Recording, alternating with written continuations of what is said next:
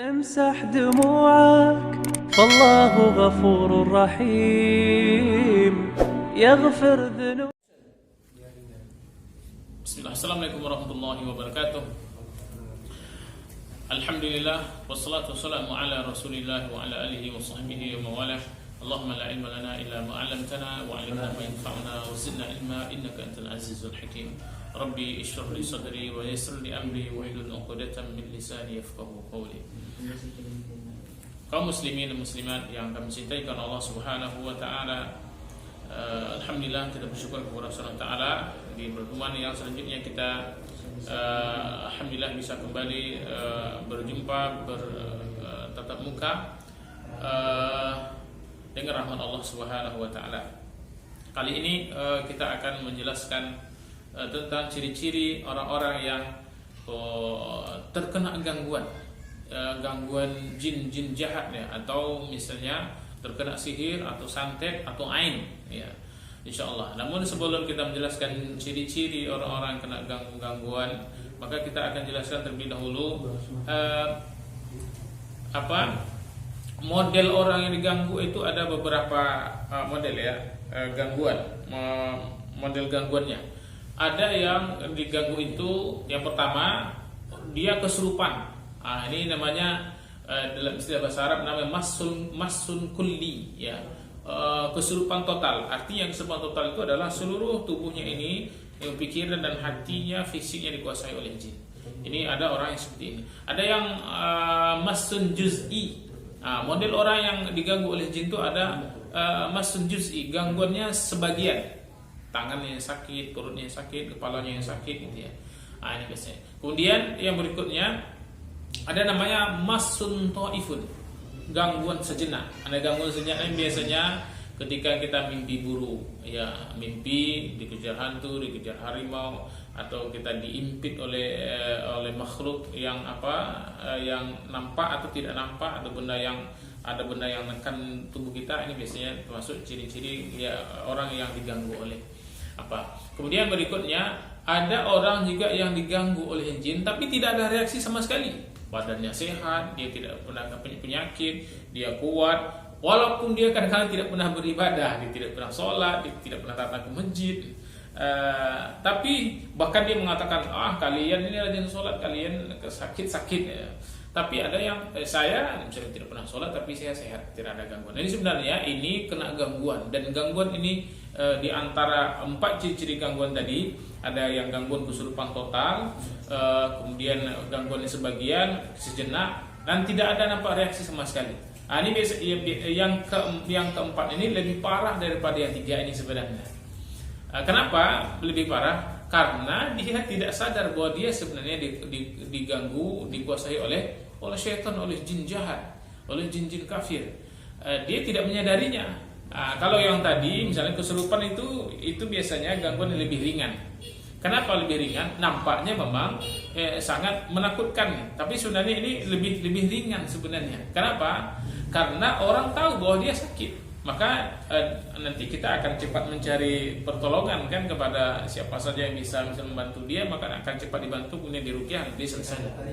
Dan yang terakhir tadi ya, bagian 4 tadi ini biasanya tidak diketahui, cuman kita mengetahui dari ciri-cirinya. Ciri-cirinya biasanya dia suka bermaksiat, menggebu-gebu untuk melakukan maksiat, tapi malas sekali untuk melakukan ketaatan. Ini biasanya ciri-ciri orang yang diganggu, cuman tidak ada nampak reaksinya. Walaupun selama ini kadang-kadang rajin beribadah ya, kadang-kadang ada yang sholat ke masjid, dia sering juga baca Al-Quran, cuman ibadah dia itu tidak mempan untuk mengeluarkan makhluk-makhluk itu, kadang-kadang sampai bertahun-tahun. Ini perlu kita ketahui kaum muslimin dan muslimat. Dengan mengetahui itu nanti kita bisa untuk membentengi diri kita, atau bisa mencari solusi bagaimana cara kita bisa terlepas dari yang mengganggu syaitan dan jin-jin jahat ini. Ma'asyar muslimin dan muslimat yang kami cintai Allah Subhanahu wa taala, masuk kita kepada ciri-ciri ya. Bagaimana saja ciri-ciri orang yang kena diganggu oleh jin. Ini ada beberapa ya, ada beberapa ciri-ciri, ada gangguan fisik, ada gangguan pikiran atau perasaan, ada gangguan tidur ya, gangguan tidur. Gangguan fisik, biasanya orangnya sering sakit kepala terus menerus, nanti dicek ke dokter nggak ada ininya ya, nggak ada penyakitnya. Atau misalnya dia sakit kepala dikasih obat, nanti sembuh, tapi habis obatnya nanti kambuh lagi. Nah itu biasanya. Atau ada terasa di badan ini ada yang rasa menjalar-jalar atau menusuk-nusuk, dicek di rongsen, itu tidak ada nampak penyakitnya. Nah ini biasanya. Atau bisa penyakit-penyakit yang kronis ya, yang lama, misalnya lambungnya, kemudian ada ginjal, ada sampai kadang-kadang cuci darah, ada kadang-kadang kanker, tapi itu berobat ke dokter nanti tidak selesai, tidak sembuh juga. Ini kadang-kadang ini juga termasuk indikasi gangguan jin, wallahu a'lam bishawab. Kemudian berikutnya misalnya ada benjol-benjolan tiba-tiba, tidak pernah jatuh, tidak apa, tiba-tiba badannya benjol-benjol gitu ya. Kemudian ciri-ciri yang lain misalnya ketika kita ingin berwudu langsung kita ingin buang angin ya, wudu lagi buang angin lagi, wudu lagi batal lagi, wudu lagi batal lagi. Ketika ingin sholat saja, tapi ketika tidak ingin sholat kita berwudu tidak ada masalah. Inilah biasanya upaya daripada makhluk syaitan dari bangsa jin yang jahat ini, berupaya untuk menghalangi kita beribadah kepada Allah Subhanahu wa taala. Kemudian ciri-ciri berikutnya gangguan pikiran dan perasaan. Gangguan pikiran perasaan ini biasanya diantaranya orangnya mudah pelupa, mudah sekali pelupa, susah konsentrasi. Ini biasanya ciri-cirinya ya, ciri-ciri ya.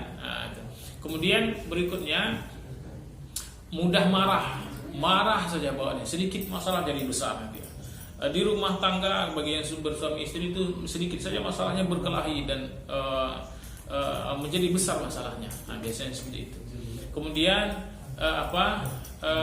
orangnya terlalu sensitif, penakut berlebihan. Ya berikutnya penakut berlebihan. Kemudian ciri-ciri berikutnya suka mendengarkan bisikan-bisikan yang aneh ya. Biasanya seperti itu. Kemudian suka nampak sesuatu ya, mendengarkan suara, nampak sesuatu di rumah atau di jalan atau di mana saja itu. Atau ciri-ciri gangguan berikutnya menjadi suka kepada orang yang tidak pantas, yang kita tidak layak kita sukai, menjadi benci kepada orang yang seharusnya kita sukai. Misalnya benci kepada orang-orang soleh, benci kepada istri, benci kepada suami, benci kepada anak. Tapi kepada orang yang seharusnya kita tidak boleh menyayangi, menyukai dia, kita suka melihat pastor ceramah, suka melihat preman-preman, suka melihat orang-orang bermaksiat. Kemudian suka melihat suami orang, suka melihat istri orang lain, gitu ya. Melihat pasangan sendiri nggak suka. Ini juga biasanya salah satu ciri-ciri gangguan. Ya, kemudian yang berikutnya gangguan suka malas ya, malas berlebihan, tidak suka dengan kebersihan, rumahnya itu inginnya kotor aja, tidak pembersih. Nah itu biasanya juga salah satu ciri-ciri gangguan daripada makhluk syaitan atau jin jahat. Kemudian berikutnya gangguan tidur ya, gangguan tidur diantaranya misalnya suka mimpi buruk. Wah, dikejar hantu, dikejar harimau, dikejar pocong, dikejar ular. Nah, ini ular ya. Ada sebagian keyakinan bahwa ketika mimpi ular tuh nanti dia akan menikah, mimpi datang jodoh. Nah, sebenarnya ini salah. Mimpi kita misalnya datangi ular itu sebenarnya adalah mimpi bahwa ada jin baik lewat sihir, santet atau yang lain yang ingin merusak kita, yang datang dia ingin mengganggu kita. Nah, itu biasanya. Atau misalnya suka mimpi mati, sesudah itu akhirnya dia ketakutan saja, takut tidur sendiri, takut di kamar sendiri, takut dengan keramaian. Itu biasanya efeknya. Kemudian yang berikutnya suka mimpi jatuh dari ketinggian, suka mimpi jatuh dari tempat ketinggian, suka mimpi makan. Itu diantara ciri-cirinya ya, mimpi makan gitu.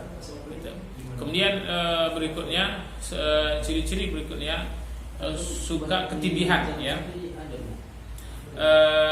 Dan diantaranya ciri-ciri yang lain, mohon maaf ini kadang-kadang ada juga diantara kita kaum muslimin ini yang suka mimpi berhubungan ya dengan orang lain yang sudah menikah atau yang belum menikah gitu ya. Yang sudah menikah biasanya suka mimpi dengan suami orang lain atau suka mimpi dengan istri orang lain gitu ya. Biasanya kadang-kadang sampai sering ya, seminggu bisa sampai 4 kali 5 kali, bahkan ada yang kita temukan itu setiap malam dia didatangi oleh laki-laki, kemudian mereka berhubungan. Nah, ini biasanya ada jin yang suka dengan dia, bahkan jin itu kadang-kadang sudah mengaku bahwa jin itu adalah suami atau istrinya, sehingga dia tidak menginginkan ada orang lain dari bangsa manusia mendekati perempuan ini atau laki-laki ini gitu ya. Nah, seperti itu. Inilah yang sering kadang-kadang di tengah masyarakat kita mengatakan ada orang yang ditutup auranya, dia tidak ada jodohnya, dia belum dapat, umurnya sudah tua tapi belum juga menikah. Nah, ini di tengah masyarakat kita ada yang mengatakan seperti itu, aura yang ditutup. Pada sebenarnya ini biasanya seperti ini kadang-kadang salah satu ciri-ciri ada gangguan jin pada diri dia. Dan hal yang seperti ini mesti kita mengetahui dan sudah pun nanti kita bisa mengawasi diri kita dan kita bisa mencari solusi supaya kita selamat dari ini. Barangkali ini penjelasan yang bisa kita sampaikan, mudah-mudahan menjadi ilmu khusus bagi kita tentang pengobatan tibb nabawi, khususnya pengobatan ilahiyah yaitu ruqyah syariah yang diajarkan oleh Nabi Muhammad SAW dan para salafus saleh dari orang-orang terdahulu. Wallahu a'lam bishawab. Wassalamualaikum.